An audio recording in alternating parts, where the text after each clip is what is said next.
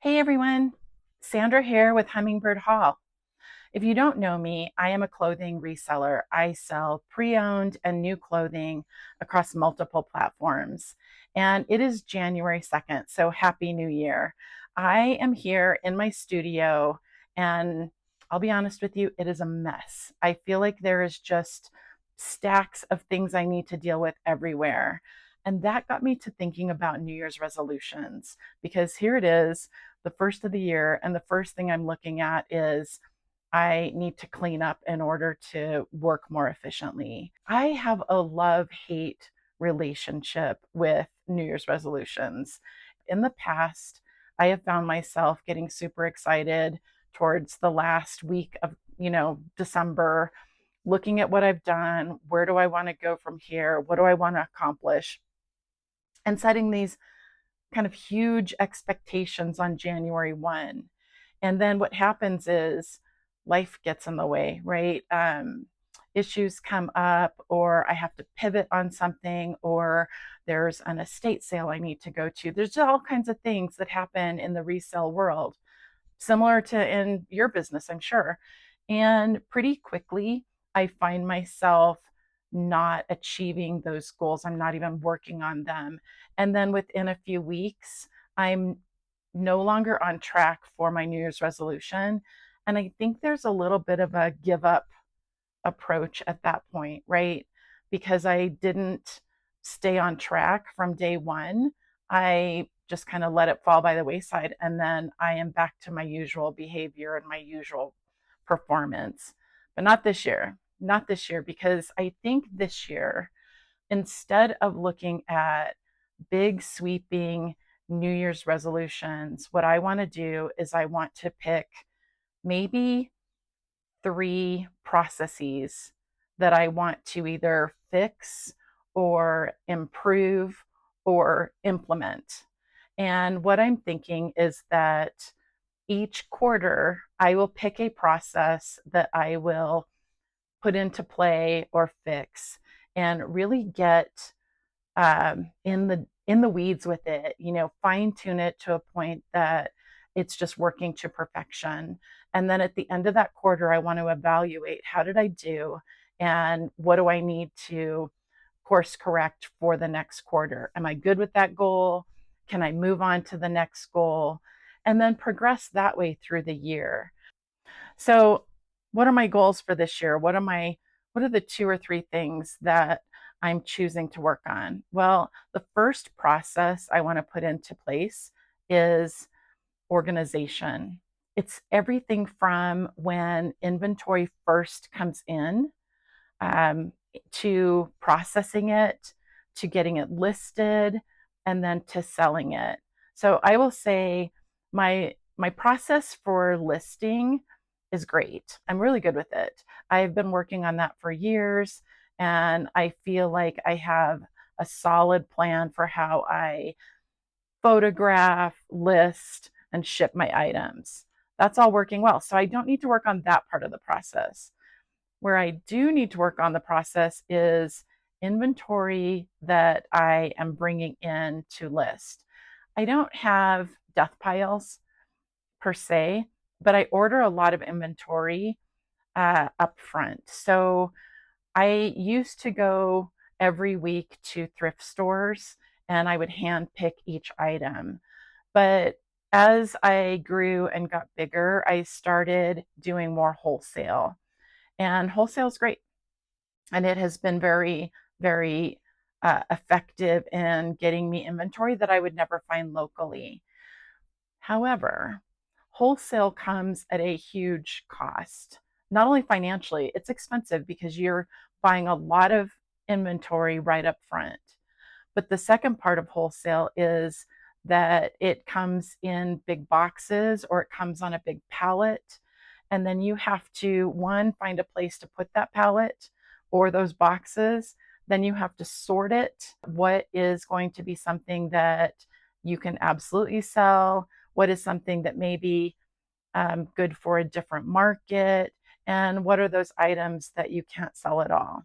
And if you're interested in wholesale, I will do a separate video on the good, the bad, and the ugly of wholesale and how to get into it, how to find a wholesale supplier. I will go through all of that with you. I mean, there's just a lot to learn about wholesale. But I also still do thrifting, and I order things online and have those delivered to my house. And what happens is I end up getting stacks and stacks of boxes. I get pallets, and then the pallets are about my height. So I'm 5'5". So you've got a 5-foot box, huge box that you now have to figure out how to break down and get rid of. Not to mention all of the smaller boxes when you have the supplier break down the boxes for you. I'm getting into the weeds, but you can tell organization of inventory clearly is on my mind, and it's something I want to address in my first quarter. So that's process number 1 that I want to work on. Process number 2, some people have death piles of inventory that just needs to be listed so they can sell it. I have death piles of clothes that I think just need something. They need button repair. They have a little snag that I think needs to be repaired to give it more value. The zipper isn't working quite right. It needs a patch on the knees. You know, the list is endless. And so I end up making this pile of inventory that I want to work on. But you know what? I don't work on it. Or if I do, I do 1 or 2 items, and that doesn't do justice to the pile. It doesn't bring the pile down. So that's process number 2, is to clearly define what I want to do with those items that need some love, that need some work, and then put those processes in place so that I don't have stacks of items sitting there not going anywhere, right? They're just making piles in my office and here in the warehouse. So that is process number 2. And I think I'm going to pick the first process, which is the organization of inventory coming in. That's going to be Q1. Maybe I can add the inventory into Q1, but I want to get the organization like on track first. And then if I can't get to processing, repairs until Q2, I think I'm going to be okay with that, because I'd rather get one thing done and done right and then move on to the next item rather than trying to take on all of it and not getting any of it done. So there's my first 2 processes. And the third process that I definitely want to address this year is the process for increasing my revenue and increasing my sales. You would think this would be the first one. This should be the first process, right? Like, start working on increasing sales from day 1.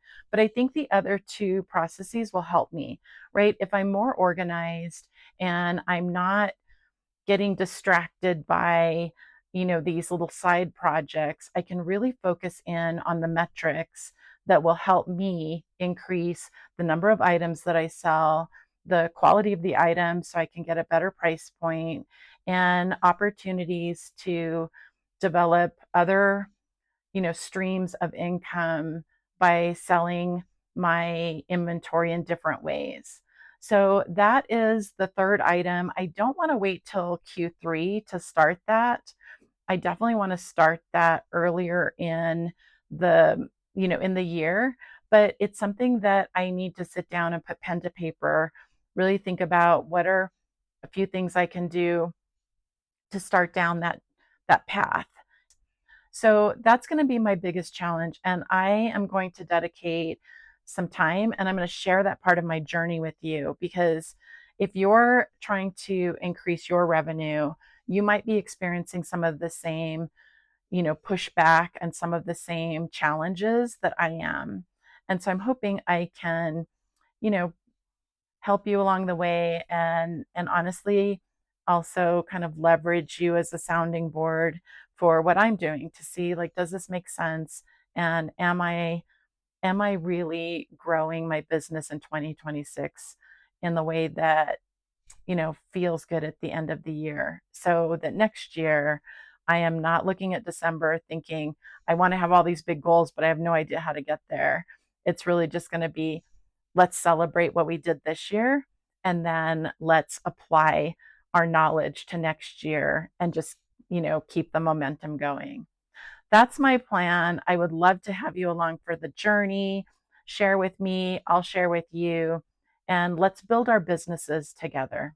With that, Happy New Year, happy 2026 to all of you, and I will see you on the next one.